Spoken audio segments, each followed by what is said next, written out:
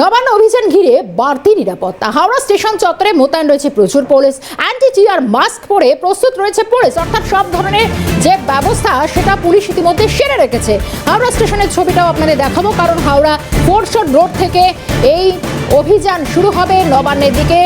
অন্তত যে অভিযান সেটা এগোবে, ইতিমধ্যে প্রস্তুত রয়েছে পুলিশ। আমরা একটু ছবিটা দেখাই আগে। নবান্ন অভিযান ঘিরে বাড়তি নিরাপত্তা হাওড়া স্টেশনে, সেই ছবি দেখাচ্ছি। পুলিশ অ্যান্টি টিয়ার মাস্ক পরে প্রস্তুত রয়েছে এই মুহূর্তে। আমি আরো একটু ছবিটা জানবো, ছবিটা স্পষ্ট করবে আমাদের প্রতিনিধি হাওড়া স্টেশন চত্বর থেকে রয়েছেন মফিজুল ইসলাম। মফিজুল, কি ছবি? দেখো, দুপুর 12টা থেকে তাদের এই নবান্ন অভিমুখে মিছিল শুরু হওয়ার কথা। হাওড়া স্টেশন সংলগ্ন যে এলাকা থেকে, সেই এলাকাতেই কিন্তু সকাল থেকে আমরা দেখতে পাচ্ছি প্রচুর পুলিশ এখানে কিন্তু মোতায়েন রয়েছে। কিভাবে তারা এই ব্যবস্থা করবে, কারণ যেহেতু এই মিছিলের কোনো অনুমতি নেই, সেক্ষেত্রে এই মিছিল এগোতে তারা দেবে না। তাদের নির্দিষ্ট একটি জায়গায় ইতিমধ্যেই ব্যারিকেড করে দেওয়া হয়েছে, সেই ব্যারিকেডে করা রয়েছে এবং তার আগেই মিছিল যাতে কোনো রকমভাবে অশান্তির পরিবেশ তৈরি করতে না পারে, সেই কারণেই সব রকম পদক্ষেপ পুলিশের তরফ থেকে নেওয়ার জন্য সকাল থেকেই কিন্তু পুলিশ এখানে মোতায়েন রয়েছে। হাওড়া সিটি পুলিশ রয়েছে কলকাতা পুলিশের কর্মীরা, আধিকারিকরাও রয়েছে এবং বিধাননগর থেকেও প্রচুর পুলিশ কিন্তু ইতিমধ্যেই এই হাওড়া স্টেশন বা হাওড়া এলাকায় কিন্তু মোতায়েন করা হয়েছে বিভিন্ন জায়গায়। এবং এবারে আমরা একটা নতুন মেশিনারিজ দেখলাম, যেটা হচ্ছে পুলিশের কাছে অ্যান্টি টিয়ার মাস্ক তারা কিন্তু এবারে ব্যবহার করবে। এর আগে আমরা বিভিন্ন ক্ষেত্রে আন্দোলনে আমরা দেখেছি যে তাদেরকে টিয়ার গ্যাস ফাটাতে হয়, কাঁদানা গ্যাসের সেল ফাটাতে হয়, কিন্তু সেই কাঁদানা গ্যাসের সেল ফাটাতে গিয়ে অনেকের মধ্যে সেই ধোঁয়ার যে ঝাঁজ সেটা কিন্তু অনেককে অসুস্থ করে।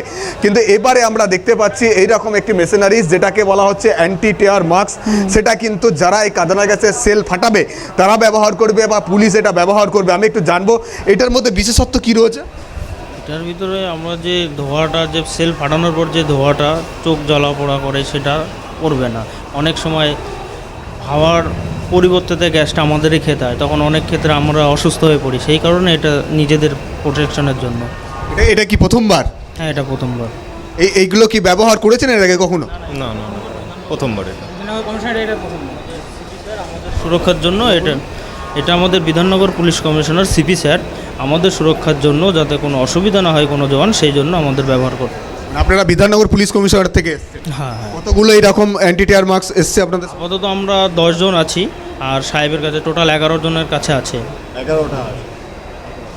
বিভিন্ন সময় তো আপনারা এই কাঁদানা গ্যাসের সেল ফাটান, অনেকেই তো আপনাদের সেই সময় অসুস্থ হয়। হ্যাঁ, তখন হাওয়ার বিপরীতে মারলে তখন আমাদেরও অসুস্থ হয়ে পড়ে। তার থেকে এটা বাঁচার জন্য এই মাস্কটা আমাদের সিপি স্যার আমাদের জন্য নিয়ে এসছে। দেখো, বিধাননগর পুলিশ কমিশনারের তরফ থেকে এই ধরনের ব্যবস্থাপনা রয়েছে। আমি একটু আগে তোমাকে বলছিলাম, হাওড়া কলকাতা পুলিশের পাশাপাশি বিধাননগর সিটি পুলিশ থেকেও প্রচুর ফোর্স কিন্তু আনা হয়েছে এবং সেখানে যারা টিয়ার গ্যাস ফাটান বা কাঁদানা গ্যাসের সেল ফাটান, সেই সমস্ত পুলিশ যারা কর্মী রয়েছেন তাদেরকে কিন্তু এই অ্যান্টি টিয়ার মাস্ক এটা কিন্তু দেওয়া হয়েছে এবারই প্রথমবার। এই নবান্ন চলো কর্মসূচিতে এই অ্যান্টি টিয়ার মাস্ক তারা কিন্তু ব্যবহার করবে, কারণ অনেক সময় কাঁদানা গ্যাসের সেল ফাটাতে গিয়ে পুলিশ কর্মীরাই অসুস্থ হন বা হাওয়ার বিপরীতে এই গ্যাস যখন ফাটানো হয় তখন সেই ধোঁয়াটাতে নিজেদের চোখে মুখেই লাগে, তখন জ্বালাপোড়া করে। ফলে সেই পরিস্থিতির মোকাবিলা করতেই কিন্তু এই ধরনের ব্যবস্থাপনা আমরা প্রথমবার কিন্তু আজকে দেখতে পাচ্ছি এই নবান্ন চলো অভিযান কর্মসূচি, যেটা সংগ্রামী যৌথ মঞ্চের তরফ থেকে গ্রহণ। ধন্যবাদ মফিজুল। আমাদের সঙ্গে মফিজুল ইসলাম ছিলেন। পুলিশকে দেখা যাচ্ছে অ্যান্টি টিয়ার মাস্ক ব্যবহার করতে, সেটা কিভাবে পড়তে হবে এবং তারা নিজেদের সুরক্ষা করবে সেটা ইতিমধ্যে পুলিশের মধ্যে একটা, তারা নিজেদের মধ্যে কথাবার্তা বা সেই প্রশিক্ষণটাও আমরা চলছে, আমরা সেই ছবিটাও দেখলাম। এটা গেল হাওড়া স্টেশনের ছবি। অন্যদিকে আরও একটা জায়গা ছবি দেখাবো, কারণ হাওড়ার ফোর্টশট রোড, আর সেখান থেকেই কিন্তু যে জমায়েত হতে চলেছে এবং সেখান থেকেই নবান্নের দিকে মিছিল এগোবে। কারণ আজ নবান্ন অভিযান 14টিরও বেশি সংগঠনের ডাকে নবান্ন অভিযান ডাক দেওয়া হয়েছে। পুলিশি তৎপরতা যথেষ্ট চোখে পড়ছে। আমি একটু হাওড়া ফোর্টশট রোডের ছবিটাও দেখাবো, কারণ সেখানে প্রচুর পুলিশি ব্যারিকেড এই মুহূর্তে চোখে পড়ছে। একেবারে সরাসরি হাওড়ার ফোর্টশট রোডে পুলিশি ব্যারিকেড। বাকি ছবিটা তুলে ধরবো, আমার সঙ্গে অভিরূপা হাজরা রয়েছেন। অভিরূপা,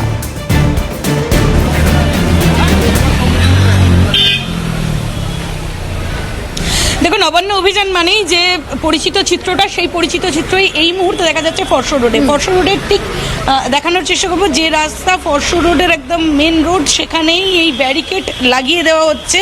প্রতিবারের মতো এবারেও রাস্তার সঙ্গে পেরেক দিয়ে গেঁথে এই ব্যারিকেডগুলো লাগানো হচ্ছে। প্রায় 10 থেকে 11 ফুটের কাছাকাছি এই ব্যারিকেডগুলো লোহার ব্যারিকেড, যেগুলো একটার সঙ্গে অন্যটাকে লোহার চেন দিয়ে আটকে রাখা হচ্ছে, এবং তার সঙ্গে এক্সট্রা যে স্ট্যান্ড, তাদের যে স্ট্যান্ড, সেগুলো রাস্তার সঙ্গে পেরেক দিয়ে পুঁতে, যাতে কোনো রকমভাবে এই ব্যারিকেড টপকে বা ভেঙে কোনোভাবেই আন্দোলনকারীরা অন্যত্র চলে যেতে না পারেন বা উল্টো দিকে চলে আসতে না পারেন। একদিকে যেমন সেই ব্যবস্থা করা হয়েছে, অন্যদিকে প্রচুর পুলিশ এই মুহূর্তে মোতায়েন করা রয়েছে, লাঠিধারী পুলিশও রয়েছে, তার সঙ্গে প্রচুর পুলিশ রয়েছে, যাতে কোনো রকম অপ্রীতিকর ঘটনা ঘটলে সেটা আগে ভাগে সামলানো সম্ভব হয়।